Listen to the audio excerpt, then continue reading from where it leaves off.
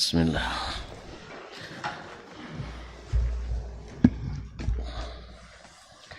Assalamualaikum warahmatullahi wabarakatuh. Alhamdulillahi rabbil alamin. Wassalatu wassalamu ala nabi sadiqil amin wa ala alihi tayyibin wa azwajihi tahirati ummahatil mu'minin wa ashabihil qadatil ghurril mayamin wattabi'ina lahum bi ihsanin ila yaumiddin. Amma ba'du, fattaqullaha ayyuhal muslimun wa ayyatuhal muslimat rabbal ardi was samawat fa innahu qad fazal muttaqun. Ya ayyuhalladzina amanu taqullaha haqqa tuqatih wa la tamutunna illa wa antum muslimun. Ma'asyiral muslimin wal muslimat, as-saimina was-saiman. Para jemaah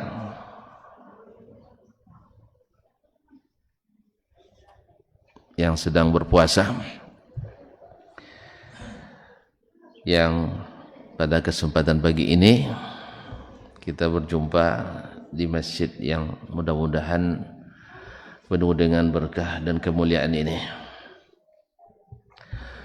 Hari yang ke-7,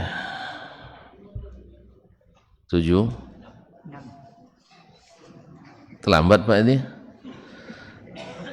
Ada yang sudah ke-8 malah. Apa yang ke-7 ya? Ke-6. Subhanallah. Hari yang ke-6 garis miring 7 garis miring 8. Subhanallah. Anda susah ngapalnya sekarang. Sebab lain masjid lain jumlahnya. Jadi awal Ramadan sekarang banyak bedanya. Semoga Allah memaafkan kita. Kaum muslimin dan muslimat dirahmati Allah, kita pada hari yang ke-6 ini Allah berikan kesehatan jasmani dan rohani sehingga kita bisa ikut menikmati besarnya hari bulan Ramadan ini. Kemudian di pagi ini kita diizinkan pula untuk melanjutkan kaji. Kawan-kawan ingin teruskan kaji kan? Jadi tidak tematik. Kayaknya ingin cepat tamat kitab Ar-Risalah ini.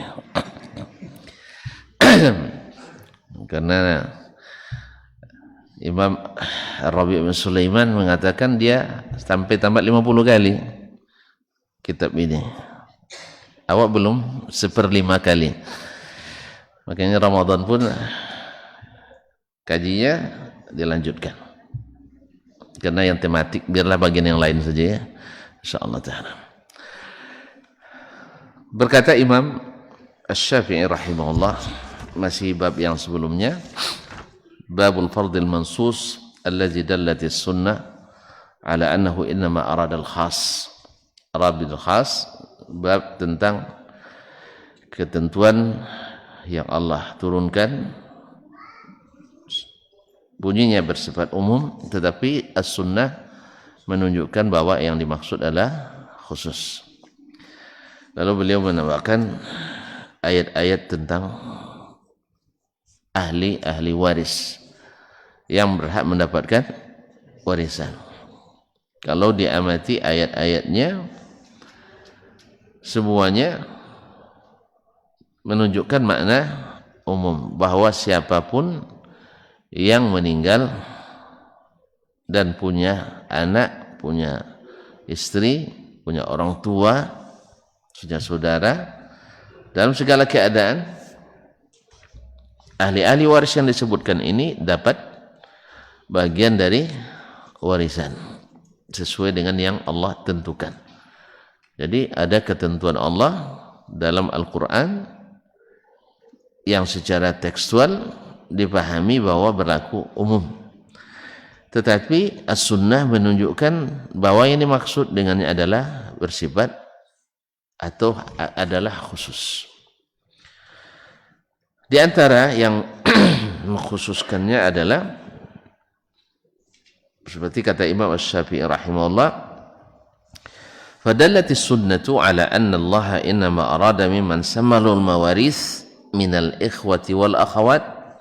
Maka as-sunnah menunjukkan bahwa Allah Subhanahu wa taala menginginkan atau menghendaki dari orang-orang yang disebutkannya sebagai pewaris itu baik saudara laki-laki maupun saudara perempuan, wal waladi wal aqarib, anak-anak itu cabang, wal aqarib dan kerabat, wal walidaini wal azwaj, orang tua, ayah dan ibu, dan istri atau para suami, para istri atau para suami, karena zaujun itu dalam bahasa Arab bisa istri bisa suami, tergantung yang di belakangnya, dhamir yang belakang. Kalau zaujuki berarti suamimu, kalau zaujuka istrimu, itu aja.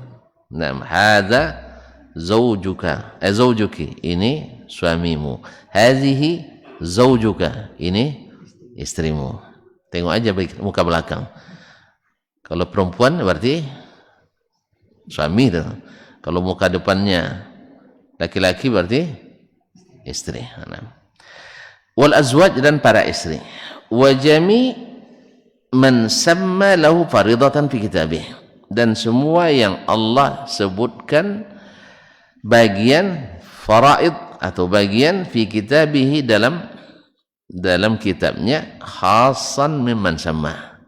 Ternyata Allah menghendaki yang khusus saja di antara yang disebutkan tadi. Jadi saudara laki-laki, saudara perempuan tidak semuanya, ayah dan ibu tidak semuanya, anak dan kerabat tidak semuanya, suami atau istri tidak semuanya dapat. Ada batasan-batasan yang ditentukan oleh sunnah Nabi alaihi salatu wassalam. Ini menunjukkan bahwa sunnah itu dibutuhkan dalam memahami Al-Quranul Karim. Al-Quran Al-Karim. Yang pertama kata beliau, wadzalika ayyajtami'a dinul warithi wal mawruth. Yang pertama sekali mesti bersatu agama atau sama atau seagama antara yang meninggal dengan yang mewarisi, yang diwarisi dengan yang mewarisi. Fala yakhtalifan, tidak boleh berselisih atau berbeda. Wa yakunani min ahli daril muslimin, dan keduanya bertempat tinggal di negeri kaum muslimin. Sebab kalau yang satu tinggal negeri orang yang tidak Islam, mungkin warisan diambil oleh mereka. Jadi mungkin diambil. Wa man lahu aqdun minal muslimin ya'manu bihi ala malihi wa damih, atau tinggal di negeri yang ada ikatan perjanjian dengan kaum muslimin sehingga hartanya dan darahnya aman di situ. So kalau negeri apalagi antara kaum muslimin dengan mereka perang, konteksnya dalam keadaan perang, lalu diberikan warisan, bisa-bisa baru dapat warisan dibunuh dan diambil, tidak aman, kecuali di negeri yang ada ikatan perjanjian damai antara kaum muslimin dengan negeri tersebut, maka tetap mendapatkan warisan. Au yakunani minal musyrikin, atau keduanya memang orang syirik, orang musyrik, ayahnya musyrik, ibunya anak yang ditinggalkan musyrik, orang musyrik saling mewarisi. Dan asyirku wal kufru millatun wahidah, syirik dan kekufuran itu semuanya sama. Makanya orang Yahudi mewarisi orang Nasrani, orang Majusi mewarisi orang Buddha, Hindu dan sebagainya. Pokoknya di luar Islam mereka saling mewarisi, tidak apa-apa. Nah, tapi yang masalah sekarang adalah orang Islam, karena Islamlah penegak hukum Allah Subhanahu Wa Taala. Wa yakunani minal musyrikin fayatawarathani bisyirki, sehingga mereka saling mewarisi karena satu agama juga. Jadi di luar Islam itu semuanya satu agama pada hakikatnya, dan Islam adalah satu agama. Yang sekarang adalah kita bicara tentang hukum yang berlaku bagi kita umat Islam.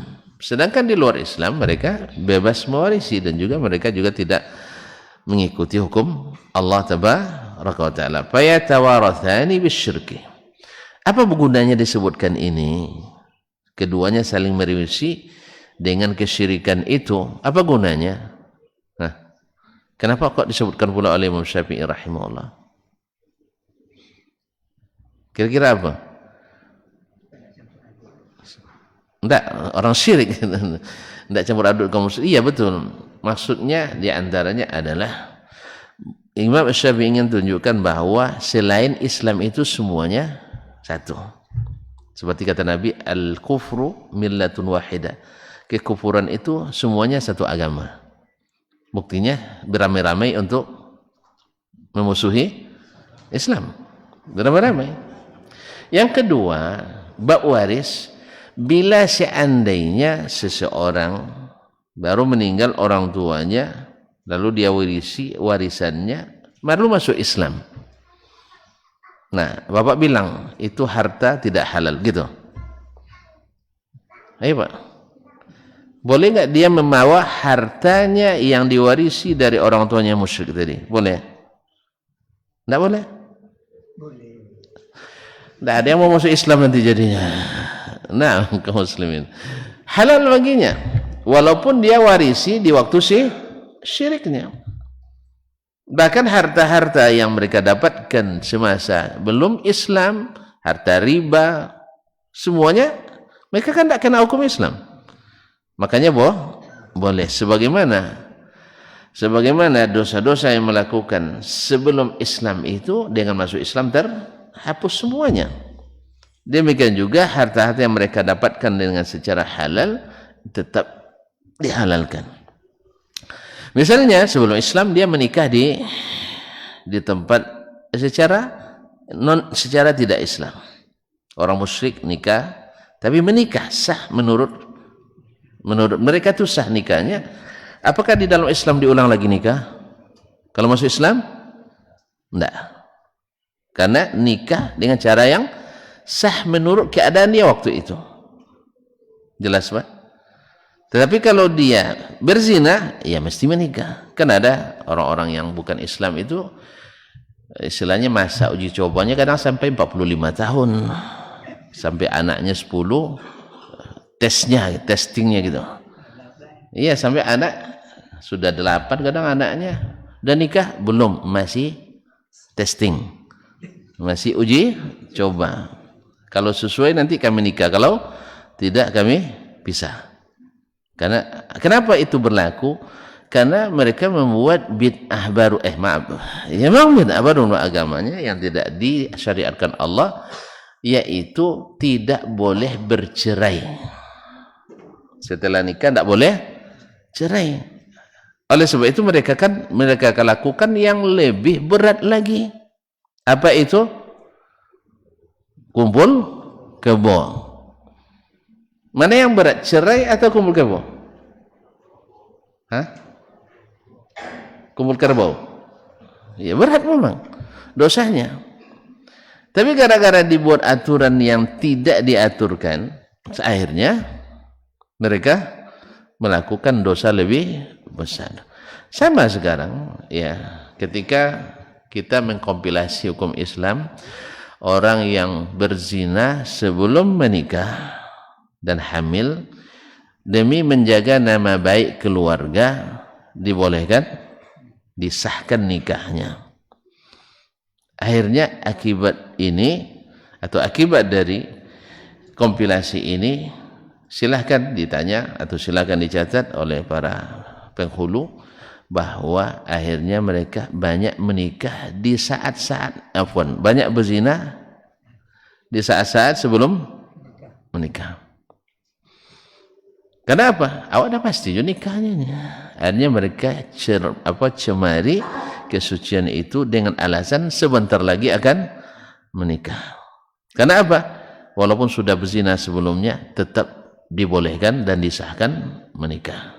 Ketika kita buat aturan, walaupun masalah ini masalah khilafiyah di antara para ulama, ada yang mensahkannya, tapi wallahu alam itu kalam pendapat yang marjuh. Tapi itu pula yang dikuatkan karena mengingat dan menimbang. Kalau tidak dinikahkan tercoreng nama baik ke keluarga. Akhirnya mereka sembarang mencoreng-coreng. Karena akan ditutupi juga. Dan ini ketika ditanya oleh nanti penghulu, kalian pernah berzina? Pernah katanya. Maka cepat menikah. Cepat menikah. Nasallallahu alaihi wasallam. Ya, memang tujuannya baik supaya dilarang talak, supaya umat saudara rumah tangga terjaga, artinya enggak pecah gitu. Jelas? Dan tidak boleh pula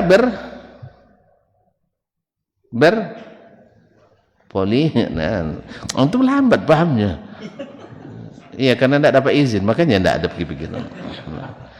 Tidak boleh berpoligami, buat pula aturan ini. Akhirnya orang menikah siri, alias tidak tahu rupanya. Untung Bapak tidak tahu, kalau bahaya. Menikah siri atau selingkuh. Apa sebab? Sebab nikah lagi tidak boleh, dan kita dia butuh dan mampu, ya kan, dan pemberani pula, gitu. Nanti kalau diketahui menikah mungkin dia pecat, tapi diketahui selingkuh mungkin dimaafkan. Kalau menikah melanggar peraturan pemerintah, kalau selingkuh asal suka sama suka melanggar perintah Allah. Kalau perintah Allah besok aja di akhirat katanya. Sekarang urusan dulu dunia. Akhirnya banyak yang selingkuh. Nasallallahu alaihi.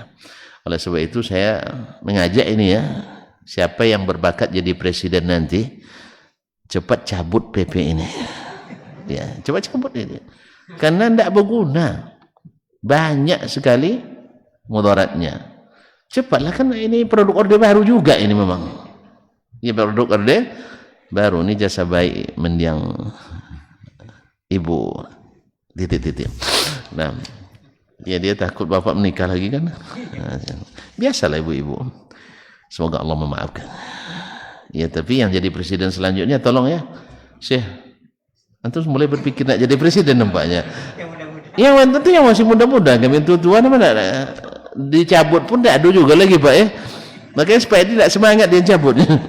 Ya, yang mudah-mudahan. Iya. Tolong sampaikan yang ada, yang punya saluran sampai ke yang akan jadi presiden selanjutnya. Atau jangan-jangan juga yang sekarang akan lanjut juga Syekh. Bapak presiden sekarang mungkin melanjutkan. Tolong dibisikkan ke beliau. Pak ya, Bapak kan aman sekarang. Cuman yang muda-muda ini kan tidak aman itu. Nah, baiklah kaum muslimin muslimat dirahmati Allah. Jadi disebutkan fayatawarathi bis syirik, artinya sah walaupun sesama syirik saling mewarisi, supaya ketika dia masuk Islam nanti kita tak perkarakan hartanya. Jelas? Jangan nanti pas masuk asyhadu alla ilaha, sini Pak, saya nak tanya dulu, Bapak nikah di mana dulu katanya kan. Habis itu harta Bapak berapa riba, berapa? Ya riba bawa sama saya. Jangan. Karena mereka di waktu sebelum masuk Islam dan itu sah menurut mereka, maka disahkan. Jelas? Alhamdulillah. Kecuali yang belum menikah. Andainya ada nanti masuk Islam sepasang, anaknya ada 5, tapi belum menikah, kita bilang segera menikah. Itu harus segerakan itu. Harus menikah. Kenapa payahnya? Aku terima. Kan cuma nerima, kok payah betul. Nah, insyaallah kan tidak payah. Tapi ayahnya masih kafir, ya dinikahkan oleh waliul amri atau wali nikah. Wali hakim. Wali nikah kan ayahnya tadi atau saudaranya, tapi tidak ada yang muslim maka dinikahkan oleh wali hakim. Kan tidak bayar kan? Berapa bayar? Sudah lama tidak ya? Berapa bayar nikah sekarang? Kau nanya sama bapak juga tidak tahu. Mat, berapa mat? Tidak mahal kan? Alhamdulillah. Nah, tidak lama jadi tidak tahu. Taib. Kemudian beliau mulai menyebutkan alasan-alasan atau sunnah-sunnah yang mengkhususkan tadi. Qala al-Imam rahimahullah akhbarana Sufyan.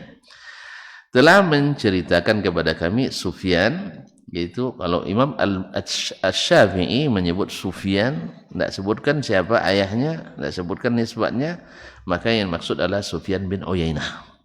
Sufyan bin Uyainah asal ketemu di kitab Imam Syafi'i. Haddatsana atau akhbarana Sufyan maknanya adalah Sufyan bin Uyainah. An-Zuhri dari Imam Az-Zuhri, Muhammad ibn Muslim bin Ubaidillah bin Abdullah ibn Shihab Az-Zuhri yang merupakan salah satu dari 6 tabi'in yang menjadi perpusaran sanad di masanya. Masih ingat Pak? Nah coba. Zuhri di Madinah. Amr bin Dinar di Makkah. Terus Yahya bin Abi Katsir dan Qatadah bin Di'amah. Sulaiman Abu Ishaq. Masya Allah. Ini Bapak perlu diapresiasi juga nih. Hah? Apa yang Bapak mau? Parfum ada parfum enggak? Cuman ini tutupnya enggak apa Pak? Silakan Pak. Masya Allah. Saya lupa. Sebenarnya ada tapi lupa tadi bawa yang apa. Pakai itu taruh ya. Silakan. Cuman bukanya tutupnya agak beda. Bisa. Oh bisa? Ayolah. Rupanya pandai beliau. Jazakallah khairan. Ma'asyiral kiram dirahmati Allah. An Ali ibn Husain. An Ali ibn Husain ibn Ali bin Zaid bin Ali bin Husain bin Ali bin Abi Talib dikenal dengan Zainul Abidin. An Amr ibn Uthman dari Amr ibn Uthman ibn Asim al-Mazini. An Usama ibn Zaid dari Usama ibn Zaid ibn al-Haritha hibbu Rasulillah sallallahu alaihi wasallam ibnu hibbi Rasulillah, anak yang disayang Rasulullah, anak dari yang disayang Rasulullah sallallahu alaihi wasallam. Anna Rasulullah sallallahu alaihi wasallam qaal, bahwa Rasulullah sallallahu alaihi wasallam bersabda, la yarithul muslimul kafir, seorang muslim tidak mewarisi seorang yang kafir. Berarti sudah khusus nih, saudara warisi saudaranya yang sama-sama muslim. Jelas, ayah mewarisi anaknya yang muslim, ibu mewarisi anaknya yang muslim dan seterusnya. Walal kafirul muslim, dan tidak pula orang kafir mewarisi orang muslim. Misalnya ada orang yang murtad dari Islam, jadi misalnya kok jadi pendeta misalnya, lalu meninggal dia, maka anaknya tak dapat warisan. Jelas? Atau meninggal anaknya atau istrinya yang masih muslim, dia tidak mendapatkan warisan dalam hukum Allah Subhanahu wa taala. Ini yang pertama. Jadi mesti satu agama. Kemudian berkata Imam Asy-Syafi'i rahimahullah, wa ayyakuna al-warithu wal mawruthu hurraini ma'al Islam. Yang kedua dikhususkan lagi bahwasanya yang mewarisi atau ahli waris, wal mawruth, dan yang diwarisi. Mana yang hidup nih? Ahli waris atau yang diwarisi? Yang hidup. Ahli waris ya. Kalau yang mati, ya yang diwarisi. Nah. bahwa yang mewarisi dan yang diwarisi mesti merdeka. Di samping Islam, ma'al Islam, di samping Islam dia mesti baik laki-laki maupun perempuan mesti merdeka. Nanti Imam Asy-Syafi'i akan jelaskan. Qala akhbarana Ibnu Uyainah, telah menceritakan kepada kami Ibnu Uyainah, Sufyan ibn Uyainah. An Ibnu Syihab, dari Ibnu Syihab. An Salim, dari Salim, yaitu Salim bin Abdullah bin Umar ibn al-Khattab, salah satu dari 7 fuqaha Madinah di masa tabi'in. Madinah itu banyak fuqahanya, tapi yang paling kenal ada 7. Nah, khilaf di yang ke-7, salah satu nama yang dimasukkan adalah Salim bin Abdullah ibn Umar ibn al-Khattab radhiyallahu taala anhu wa nabi. An abihi, dari bapaknya, yaitu Abdullah ibn Umar ibn al-Khattab al-Adawi al-Qurashi, salah satu dari 7 sahabat yang paling banyak meriwayatkan hadis dari Nabi sallallahu alaihi wasallam. Beliau terkenal dengan kesungguhannya dalam menerapkan atau mengikuti dan mengikuti Nabi alaihi salatu wassalam. Anna Rasulullah sallallahu alaihi wasallam qaal, bahwa Rasulullah sallallahu alaihi wasallam bersabda, man ba'a abdan wa lahu malun famaluhu lil ba'i' illa ayyashtaritahu al mubta'. Hadis ini diriwayatkan Imam Syafi'i juga dalam diriwayatkan oleh Imam Ahmad dalam Al-Musnad, dan juga ashabul kutub as-sittah, yaitu Imam Bukhari, Muslim, Abu Dawud, At-Tirmizi, An-Nasai, dan Ibnu Majah. Siapa yang, kata Nabi SAW, Nabi bersabda, siapa yang menjual seorang hamba saya, ya hamba saya dijual, boleh kan? Hamba saya boleh dijual, tapi pembantu jangan. Pembantu dah, hamba tu dah. Salah paham. Ini orang salah-salah kadang dikiranya hamba saya, sehingga diterapkannya hukum hamba. Tidak boleh. Hamba saya boleh nampaknya untuk ingin lagi. Allah Ustaz. La ilaha illallah. Famaluhu walahu malun, hamba ini punya harta. Walahu malun famaluhu lil ba'i', maka hartanya ini jadi milik penjual, artinya pemilik pertama. Illa ayyashtaritahul mubta', kecuali pembeli mensyaratkan atau mensyaratkan. Kalau kaidah bahasa Indonesia menyaratkan, karena S itu huruf lebur kan. Tapi kalau dibilang menyaratkan bisa salah paham. Membuat syarat, ya, syarat atau syarat kelebihan muatan. Padahal bukan itu yang dimaksudkan. Saya, bukan itu maksudnya. Maka terpaksa mensyaratkan. Sebab tidak bisa kan tidak bisa. Ianya harus dihilangkan juga. Makanya ini termasuk pengecualian dari kaidah. Makanya kaidah itu bila bertentangan dengan bahasa didahulukan. Sama kaidah fikih, usul fikih, bila bertentangan dengan dalil syar'i tidak bisa disatukan, maka kaidah harus mengalah. Sebab lebih tua dalil daripada kaidah. Nah, kita kan sebagian lain kan bertentangan dalil dengan kaidah, maka didahulukan kaidah. Ini cara berpikir, cara penerapan yang keliru. Di ilmu apapun kaidah itu datang belakangan. Ilmu nahwu, maka para ulama nahwu bila bertentangan bahasa yang sahih dari orang Arab, bahasa sah dari orang Arab, maka dikatakan ini mustatsna minal qaidah, dikecualikan dari kaidah. Kenapa? Karena bahasa itu lebih tua dari kaidah. Bila bertentangan antara kaidah usul fikih dengan dalil dari Al-Quran dan Sunnah Nabi sallallahu alaihi wasallam, maka didahulukan dalil daripada kaidah. Jangan dibalik. Bila bertentangan dalil dengan keedah-keedah ilmu akidah yang dibuat berdasarkan ilmu kalam misalnya, bertentangan dengan keedah, maka didahulukan dalil. Apa contohnya? Allah di atas. Kalau di atas mesti bertempat. Kan itu keedahnya. Kita katakan ini pengecualian dari keedah. Karena tidak semua yang di atas mesti menempati yang di bawahnya. Ada keedah yang lebih mantap kan? Bahwa semua yang di atas mesti menempati yang di bawahnya. Ya, tidak semua yang di atas menempati yang di bawahnya. Ya, nampak langit sebesar itu, masa tidak nampak teman-teman? Tidak menempati yang di bawahnya. Tidak butuh pada yang di bawahnya. Jadi keedah bahwa kalau Allah di atas aras mesti butuh pada aras, keedah yang batil.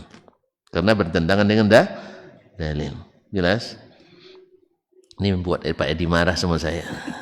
Ya. Sesat bapak tu meyakini Allah di atas. Allahumma musta'an. Semoga Allah berikan kita hidayah. Kaum muslimin yang dirahmati Allah SWT. Nah, siapa yang menjual hamba dan hamba itu punya harta, maka hartanya menjadi milik penjual, kecuali di awal disyaratkan oleh pembeli, saya beli hamba sahayamu dengan segala yang dia miliki. Kalau itu baru, kalau disetujui sah. Nah, kalau disetujui sah. Nah, qala, berkata Imam Syafi'i, falamma kana bayyinan, tatkala jelas fi sunnati Rasulullah SAW, dalam sunnah Rasulullah SAW, annal abda la yamliku malan, bahwa hamba itu tidak memiliki harta. Buktinya hartanya tadi ditinggal pada tuannya. Dia dijual, pindah ke pemilikan, hartanya tetap tinggal sama tuannya. Berarti dia tidak memiliki. Baik. Wa anna ma malaka al-'abdu fa inna ma yamlikuhu li sayyidihi. Dan apa yang dimiliki seorang hamba itu sebenarnya hanya milik tuannya.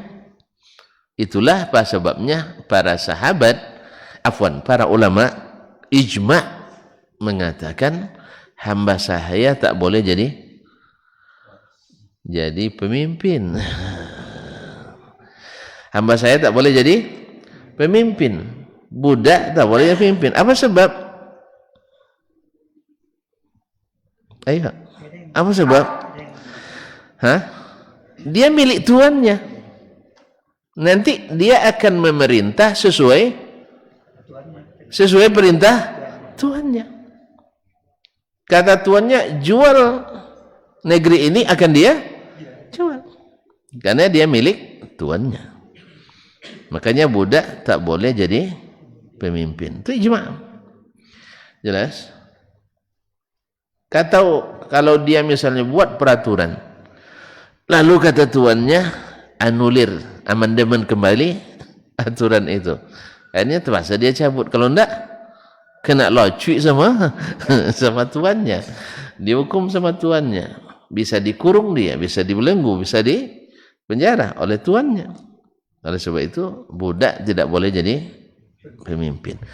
Tapi kalau jadi juga, gitu ya, jadi juga, nah gimana sikap kita? Kalau jadi juga dengan cara yang mungkin secara ilegal dia jadi pemimpin, apa sikap kita? Tarik turun.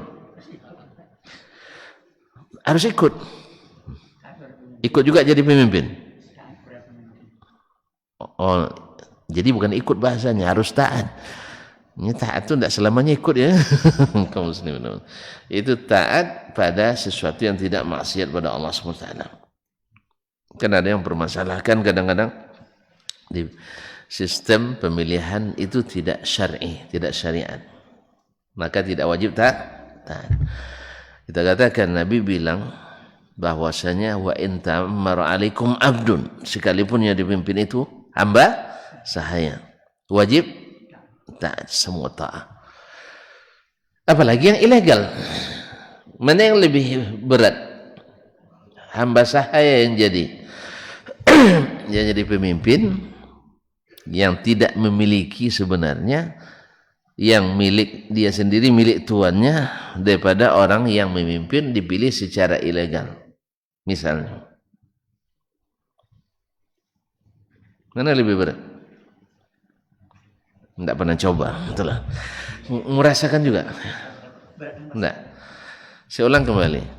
Sepakat ulama, hamba saya tak sah jadi pemimpin. Artinya kalau ada dicalonkan tidak boleh kita pilih. Ini lebih parah daripada orang yang terpilih jadi pemimpin bukan hamba sahaya, bukan hamba saya. Apa contohnya? Tuh bikin contoh lambo jadi Pak ini. Misalnya ini hamba sahaya, lalu dia memberontak, menang jadi pemimpin. Ini orang merdeka, lalu dia jadi pemimpin dengan cara yang sama, dengan memberontak misalnya. Mana yang lebih legal itu? Mana yang lebih kuat? Kuat yang merdeka kan? Nah, itu maksud saya.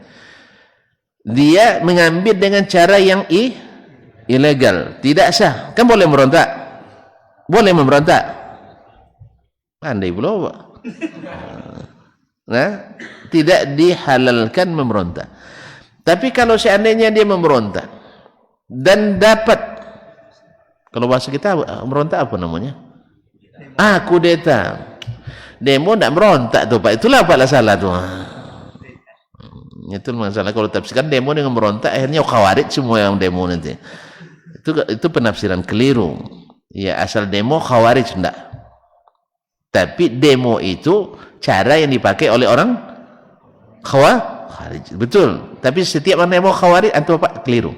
Itu hukum yang keliru, enggak benar. Karena khawarij itu, khuruj itu akidah, keyakinan. Jelas? Jadi bedakan antara ini Pak berubah, pindah kaji jadinya. Ini kalau cepat nanti aja lah nanti masalahnya. Ini pelik masalahnya.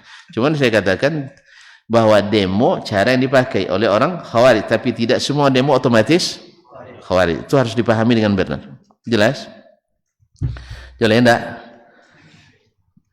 Sampai kaji lu, sampai lu kamu macam-macam nanti ya. Nah. Kan banyak yang bertanya nanti, Ustaz di tempat saya kalau ndak ikut yasinan ndak dikubur misalnya kan. Terus saya bilang kalau Bapak bisa tahan ndak dikubur ndak apa-apa, ndak usah yasinan. Tapi kalau takut ndak dikubur ikut saja. Misalnya kalau Bapak hukum itu adalah perbuatan bid'ah. Nah, orang ini ahli bid'ah atau tidak? Enggak kan? Sebab dia terpaksa, takut enggak dikuburkan. Jelas ya? Kan ada kondisi seperti itu. Kalau enggak hadir, KTP enggak keluar, surat nikah enggak ditanda tangan. Bikin masjid aja dihalangi kadang. Kan begitu? Iya. Apa enggak buat izin musaji? Enggak pernah yasinan danya. Subhanallah. Gara-gara enggak yasinan enggak dapat izin bikin masjid. Ini banyak terjadi di lapangan. Ya karena ustadznya doyan yasinan, ini yang bikin masjid tidak pernah yasinan, apalagi ditambah-tambah lagi bubu-bubu nak bikin masjid sunnah. Memang kami tidak sunnah katanya gitu lagi. Makanya jangan terlalu ekspos ya. Hati-hati juga sebenarnya kita. Jangan selalu bergaya actionnya. Nah dia mengatakan kalau saya tidak hadir nanti masjid saya tidak diizinkan. Lalu dia ikut. Apakah dia termasuk ahli bid'ah? Nah, itu harus paham itu. Ini kita kadang-kadang ini masalahnya di sini. Asal sudah turun ke jalan ahli pemberontak. Nah, ini yang hukum yang keliru. Walaupun cara ini cara aslinya digunakan oleh para khawarij, harus dipahami. Berarti apa pahaman tuh yang antum pahami dari saya sekarang? Ustaz Desman ngajak demo gitu. Nah, salah lagi itu masalahnya. Makanya tanya ke saya. Nanti antum jangan tafsirkan belakang saya. Sekarang tanya, apa maksud Ustaz? Enggak, masalah demo tadi. Enggak boleh, alhamdulillah. Ya, Ana setuju dengan antum. Tapi kalau sempat terlihat nanti Ustaz sudah seman demo, gimana? Langsung keluar di Facebook gitu. Antum panggil aja saya dulu, telepon, Ustaz kenapa? Jelas, saya dipaksa oleh Pak Presiden ikut demo. Makanya minta kepada Allah supaya jangan kena paksa, jangan kena fitnah. Jelas? Jelas?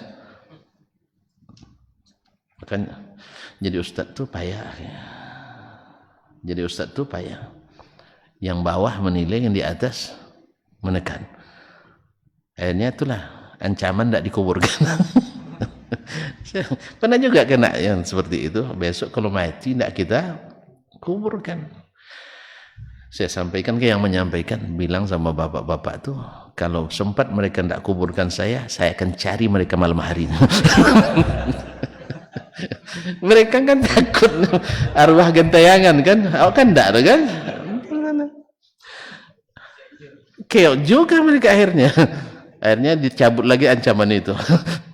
Cuman tetap saja ada hal-hal yang tidak bisa kita lakukan. Maka dalam kondisi-kondisi seperti ini, makanya tidak bisa dihukum secara general, harus ditasabbut dulu. Jelas? Ini yang lebih duluan daripada ustadz mengeluarkan fatwa, itu masalahnya. Ustadz belum berani mengeluarkan fatwa, masyarakat dah lebih dulu. Nampak kemarin katanya.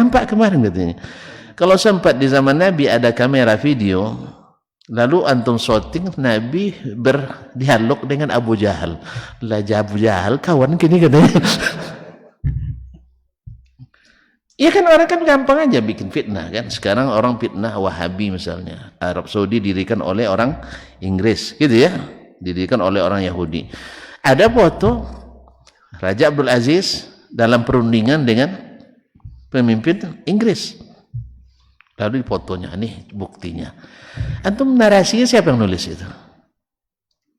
Bahasa bahwa itu adalah perundingan untuk mendirikan Arab Saudi. Siapa yang membuat? Siapa yang buat? Yang berdusta. Iya kan? Nanti antum gabungkan foto saya dengan siapa sekarang misalnya yang antum tidak suka. Tiba-tiba antum katakan, tuh tengok. Dah tersenyum, apa sedang senyum pula dia pun, diambilnya. Paham tak? Jadi yang membuat narasi itu pendusta tadi. Yang lucunya foto orang lain dikiranya foto Syekh Muhammad bin Abdul Wahab. Awak kan tak pernah nengok Syekh Muhammad bin Abdul Wahab. Yang tahu kita orang Arab pakai jubah, pakai apa namanya? Mislah. Apa? Simak atau sorban. Nah, ketika nampak, oh iya ya. Ditulis di bawahnya itu Muhammad bin Al-Wahhab Al-Wahhabi itu menemui Perdana Menteri Inggris dalam rangka persiapan pendirian negara kerajaan Arab Saudi. Di mana dapat tulisan itu? Pendusta tadi, tukang bikin fitnah. Rupanya gambar Syarif Hussein yang pro Turki waktu itu. Siapa yang tahu? Yang baca enggak tahu, yang menulis enggak tahu, yang menerima enggak tahu. Makanya jangan sembarang menerima foto, Pak ya. Foto itu betul, makanya dalam kan kita sudah bilang kemarin karina atau karina indikator enggak menjadi dalil dalam hukum kita. Pak ya? Karena karina itu bisa ditafsirkan orang dengan tafsiran yang buruk, bisa ditafsirkan tafsiran yang baik. Orang yang menafsirkan yang baik, jadi foto orang misalnya, Bapak sedang di Thailand misalnya, di pantai Pattaya misalnya. Misal, Bapak sedang berbicara dengan turis, di foto orang, tuh tengok, turis kawannya katanya, perempuan pula. Antum kan, Bapak kan tidak tahu dia sedang berbicara misalnya. Bukan tanya alamat. Kenapa Anda buka pakaian seperti ini? Yang moto kan tidak tahu dia. Yang foto mungkin berniat baik tuh Ustaz, di tempat manapun dakwah tetap jalan. Yang foto niatnya seperti itu, yang dapat kosan di pantai main rupanya. Iya, pantai rupanya. Padahal di belakang Ustaz tuh ada istrinya sebenarnya, tapi yang moto ndak masukkan istrinya. Sebab kalau masuk istri lain-lain komentarnya. Istri Ustaz suka, itu lagi. Ustaz apa pula tuh? Istrinya dimasukkan dalam foto dan sebagainya. Maka hati-hati komentar, ya, tathabbatu, apalagi dari orang-orang yang sengaja suka berdusta. Baik kaum muslimin muslimat, panjang jadi cerita kita saja. Ya, gara-gara hamba tadi. Jadi hamba sahaya itu bila jadi pemimpin, dia tidak akan bisa memimpin dengan baik. Sebab apa? Dia mesti ikut tuannya. Tetapi bila jadi pemimpin dengan cara yang tidak legal sekalipun, dan dia sudah berkuasa secara de jure dan de facto dan de jure, maka wajib ditaati dong. Jelas? Apalagi orang merdeka. Ini panjang ceritanya. Nah, mudah bisa dipahami. Wa anna ismal mali lahu innama huwa idafatun ilaih. Adapun nama harta itu sebenarnya hanya dinisbatkan aja kepadanya, ini harta hamba saya, padahal itu bukan, li'annahu fi yadayhi, karena dia yang pegang. Sama sekarang misalnya harta negara ini dipegang oleh penguasanya, iya kan? Maka disebut ini harta milik pemerintah, aset-aset pemerintah, iya kan? Maka ketika dia merintah, dia gunakan sesuai dengan aturan yang berlaku atau sesuai aturan yang akan diberlakukan. Kadang-kadang kan kalau tidak ada aturannya dibuat aturan baru. Nah, itu karena belum jadi pemimpin aja. La annahu milkun lahu, bukan karena dia miliknya. Wala yakunu malikan wa huwa la yamliku nafsah. Kemana dia memiliki? Dirinya sendiri tidak dia miliki. Dirinya sendiri juga milik orang. Nah, wa huwa mamluk, dia dimiliki. Yuba wa yuhab yuras, dijual, dihibahkan, diwariskan. Wa kana Allah innama naqala milkan mautah ila al-ahya. Dan Allah SWT hanya dengan kematian itu memindahkan kepemilikan orang yang sudah mati, karena orang mati tidak lagi memiliki, ila al-ahya, kepada orang yang masih hidup. Famalaku minha makana al-mauta malikin. Maka mereka setelah wafatnya orang yang memiliki asalnya, pada asalnya memiliki, setelah wafat mereka berpindah haknya. Wa in kana al-abdu aban aw ghairahu mimman sumi'a lahu faridah, sekalipun hamba sahaya itu ayah atau selainnya, saudara, suami, istri, yang disebutkan bagiannya dalam ayat waris tadi. Fakana law utiha malaka sayyiduhu alaih, kalau diberikan kepadanya nanti akan diambil alih oleh tuannya. Lam yakun sayyid bi abil mayit, padahal tuan itu bukan bapak orang yang mati tadi. Berarti mindahkan hak yang tidak kepada yang tidak berhak. Wala warithan, bahkan dia tidak masuk ahli waris, sumiyat lahu faridah, yang disebutkan bagiannya. Fakunna law atainal abda bi annahu abun, maka ketika kita berikan seorang hamba dengan dasar dia bapak, inna ma atainas sayyid allazi la faridah lahu, hakikatnya kita berikan kepada tuannya yang tidak ada bagiannya. Fawarrathna ghaira man warathahu Allah, sehingga kita mewariskan kepada orang yang tidak diberi hak oleh Allah mewarisi. Falam nuwarrith abdan lima wasabtu, oleh sebab itu kita tidak menjadikan hamba sebagai ahli waris. Wala ahadan lam tajtami' fihi al-hurriyyah wal Islam, dan tidak seorang pun yang tidak terdapat padanya kemerdekaan wal Islam dan Islam, wal bara'atu minal qatli, atau bebas dari tuduhan membunuh, hatta la yakuna qatilan, supaya orang tidak mudah menjadi pembunuh.